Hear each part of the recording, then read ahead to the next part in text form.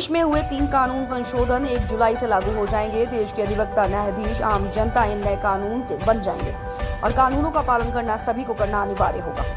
1 जुलाई से लागू होने वाले कानूनों के बारे में कानून के जानकारों की विभिन्न प्रतिक्रिया है। अधिवक्ताओं का कहना है कि नए कानून में महिलाओं से संबंधित मामलों में महिलाओं को न्याय से वंचित नहीं होना पड़ेगा। पुराने कानून के मुकाबले नए कानून में सख्ती बरती गई है। सड़क दुर्घटनाओं के मामलों में नए कानून पर आपत्ति जताते हुए कहा है, नए कानून में दिए गए प्रावधान से कानून का दुरुपयोग अधिक होगा। नए कानून के तहत इलेक्ट्रॉनिक साक्ष्य को वरीयता दी गई है, जिससे न्याय मिलने में शीघ्रता होगी, लेकिन संसाधन बेहतर करने की आवश्यकता बताई गई। नए कानून का 1 जुलाई से अनुपालन किया जाएगा, जिसके लिए अधिवक्ताओं को कड़ी मेहनत करनी होगी। नए कानूनों पर फिरोजाबाद के अधिवक्ताओं ने विभिन्न तरीके से प्रतिक्रियाएं व्यक्त की है। आइए सुनते हैं उन्हीं की जुबानी।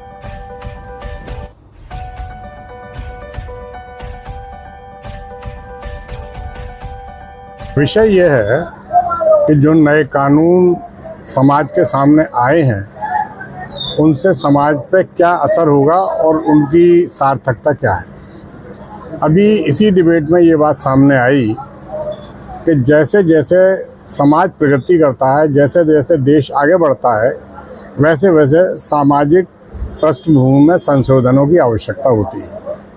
मैं इससे 110% सहमत हूँ कि आवश्यकताएं होती हैं, परंतु किसी भी कानून में धाराएं बढ़ा देने या घटाने से, नंबर ऑफ सेक्शंस बढ़ा देने या घटाने से इतना आसान नहीं हो जाता कि हम ये कह दें कि मतलब कानून बदल दिया हमने।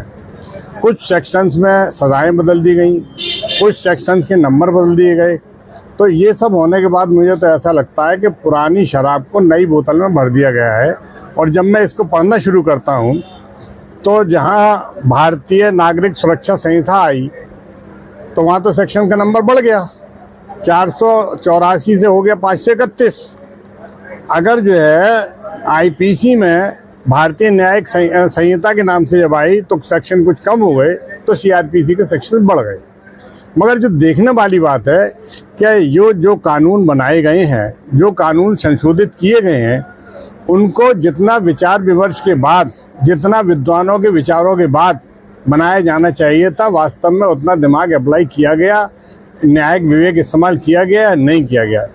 जब मैं इस निष्कर्ष पर आता हूँ तो मैं ये पाता हूँ कि कुछ सेक्शंस को उदाहरण के तौर पे आप ले लें, जैसे सेक्शन आईपीसी के सेक्शंस हैं, उनमें अभी जैसे मेरे भाइयों ने बताया कि सेक्शन 2 में बहुत से सेक्शंस को लागू कर दिया गया। वो तो डेफिनेशन थी, कोई बात नहीं है, पहले अलग अलग सेक्शन में थी, अब एक में शामिल हो गई हैं। मगर एक सवाल यह है कि राजद्रोह को ख़त्म कर दिया गया।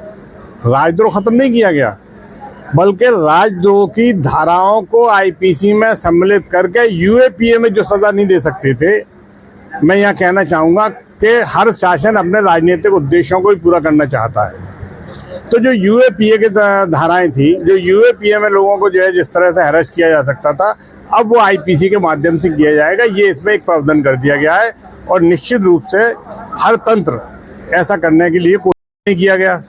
इसको अगर आप देखें तो हमारे यहाँ जो रोड पे एक्सीडेंट होते थे, उसकी धाराएं हुआ करती थी 279, जो अब हो गई 281, 338 की हो गई अब 125, और 304A की हो गई 106।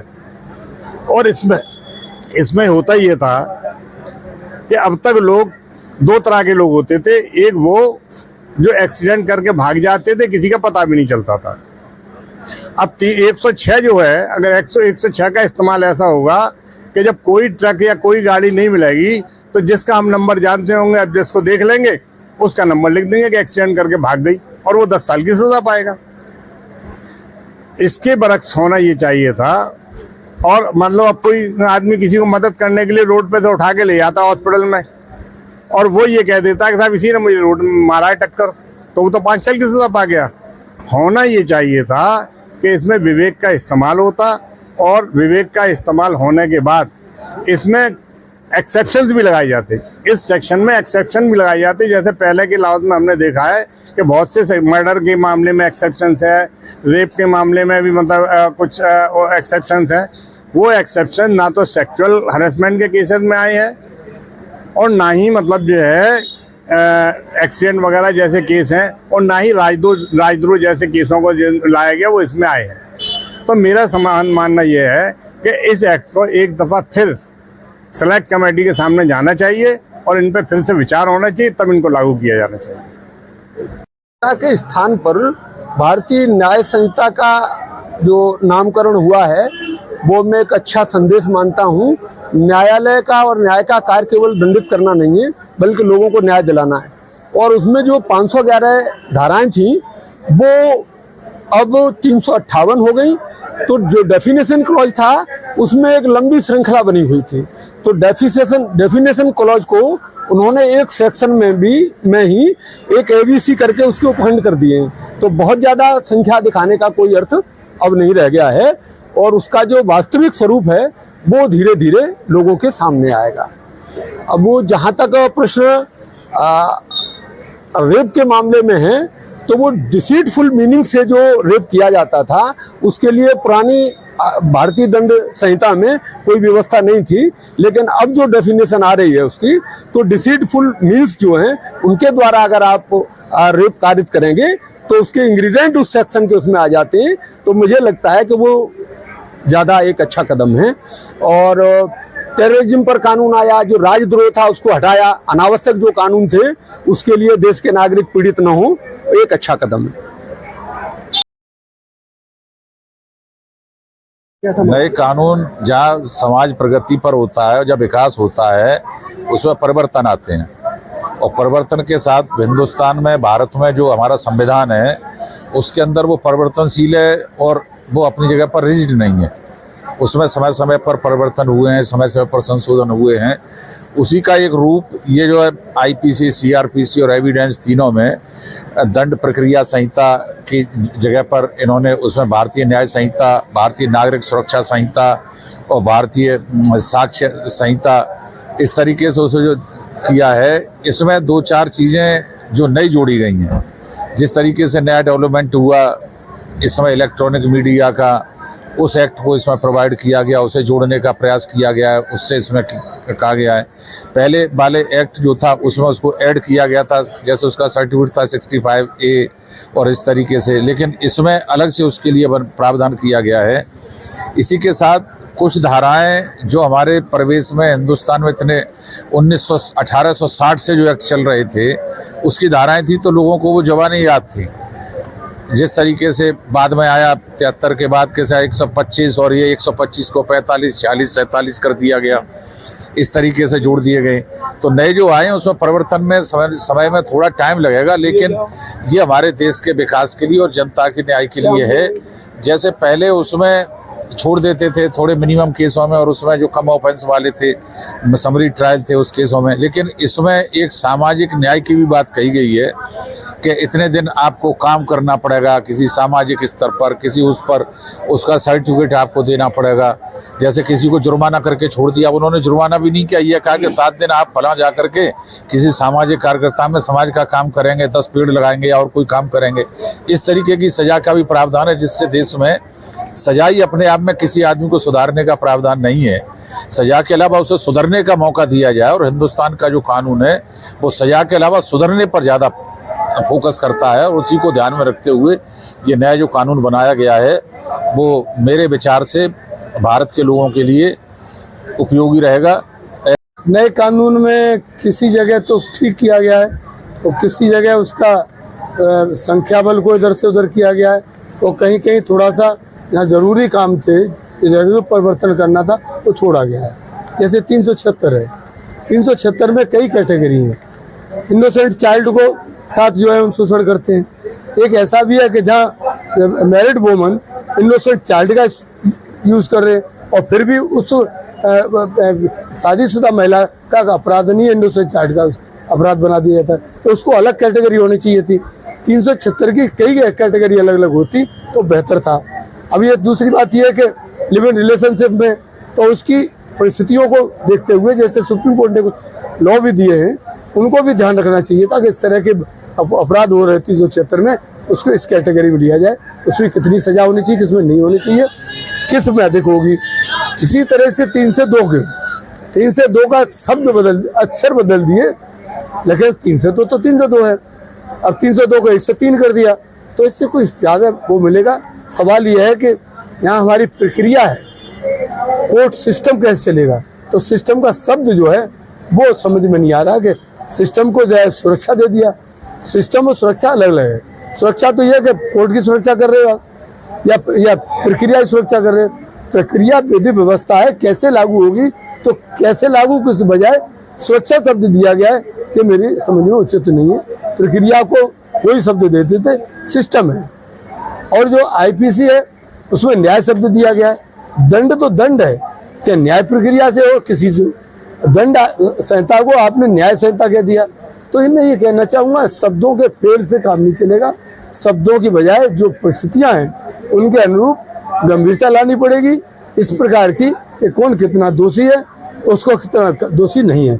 हर एक को एक से ऐसा हाँकना उचित नहीं। इंडिपेंडेंस से पहले कानून थे, कॉलोनियल कानून थे, उनको हटाकर नए परिवेश में ये कानून लाए गए हैं, जिसमें न्याय व्यवस्था को ये BNSS जो है, भारतीय नागरिक सुरक्षा संहिता जो है, उसमें त्वरित न्याय के लिए जोर दिया गया है। जैसे कोई मामला जो है वो कमिटल जो है वो 90 दिन के अंदर कर दिया जाएगा और कॉपी जो है 14 दिन के अंदर जो है दे दी जाएगी अभियुक्त को, और चार्ज जो है वो 60 दिन में फ्रेम हो जाएगा और जजमेंट आर्गुमेंट सुनने के 30 दिन के अंदर दे दिया जाएगा। और किन्हीं परिस्थितियों में अगर वो नहीं दिया जाता है तो 45 दिन के अंदर जो है आवश्यक रूप से देना पड़ेगा। तो इस प्रकार से दूसरी चीज जो साक्ष्य है वो इलेक्ट्रॉनिक मीडिया के द्वारा भी संकलित किया जा सकेगा और उसके ही द्वारा किया जाना ज़्यादा रहेगा। लेकिन यहाँ इस समय इंफ्रास्ट्रक्चर जो है उतना नहीं है जो इस तरह से ये किया जा सके। उसके लिए सरकार को इंफ्रास्ट्रक्चर बढ़ानी पड़ेगी, जिससे कि जो नए कानून बने हैं उसके अनुसार उनके अनुरूप काम किया जा सके। तो निश्चित रूप से न्याय में जल्दी शीघ्रता पाई जाएगी। तारीख पे तारीख वाली बात जो है वो शायद खत्म होने वाली है, ऐसा लग रहा है। और दूसरा ये कि जो छोटे अपराध हैं उनमें जो रजिस्ट्रेशन है उसके लिए मतलब 14 दिन का समय भी जांच करने के लिए दिया जा सकता है, इंक्वायरी के लिए दिया जा सकता है, लेकिन 14 दिन के अंदर FIR आवश्यक रूप से दर्ज करनी पड़ेगी अगर वो मामला संज्ञेय अपराध का बनता है। और अगर नहीं, और दूसरी बात ये कि अभी तक जो है वो इलेक्ट्रॉनिक मीडिया से FIR नहीं हो सकती थी, अब इलेक्ट्रॉनिक मीडिया से भी FIR होने का प्रावधान है। और ख़ास तौर से साक्ष्य संकलन जो है वो इलेक्ट्रॉनिक मीडिया से होने से जो समय लोगों को आने जाने में लगता था वो बचेगा। हाँ, IPC में जो धाराएं कम की गई हैं वो ख़ास तौर से इसलिए हो गई हैं कि एक एक सेक्शन में कई धाराएं जो है वो कर दी गई हैं और कोई ख़ास बात नहीं है। और मॉब लिंचिंग जो है उसका अलग से कर दिया गया है, बाद बाकी सब एक सही है। तो हम लोगों को थोड़ी सी ये दिक्कत जरूर आएगी वकील समुदाय को कि पढ़ने में, याद करने में जो अभी तक हमें ट्रेडिशनल रूप से जो याद रहती थी उसे अलग से फिर पढ़ना पड़ेगा।